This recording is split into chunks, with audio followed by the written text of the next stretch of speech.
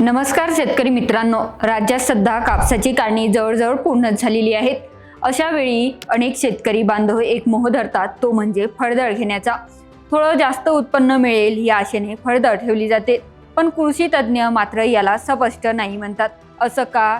फळदळ घेणं तुमच्या फायद्याचं आहे की तोट्याचं?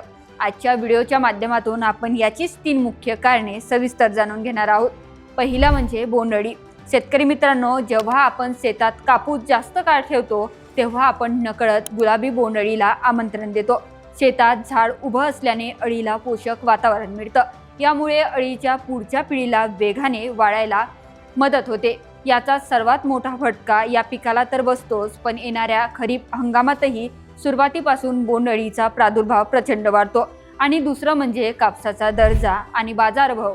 तुम्हाला माहिती आहेत का, फळदळ कापसाला म्हणावा तसा भाव मिळत नाही, कारण झाडाची ताकद संपलेली असते, बोंडांना पुरेसं पोषक मिळत नाही।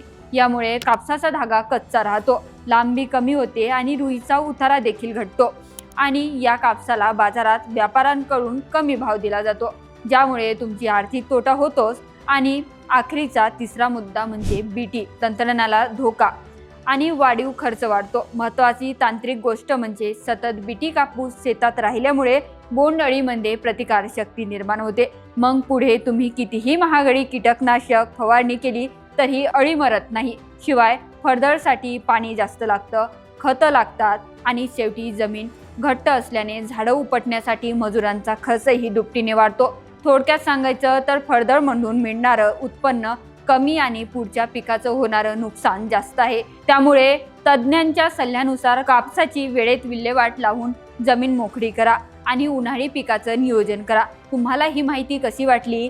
तुम्ही तुमच्या शेतात यावर्षी कोणतं पीक घेणार आहात हे आम्हाला कमेंटमध्ये नक्कीच कळवा। शेतीविषयक अशाच नवनवीन आणि टेक्निकल माहितीसाठी आत्ताच या चॅनलला सबस्क्राईब करा आणि हा व्हिडिओ इतर शेतकरी मित्रांना शेअर करायला विसरू नका। धन्यवाद।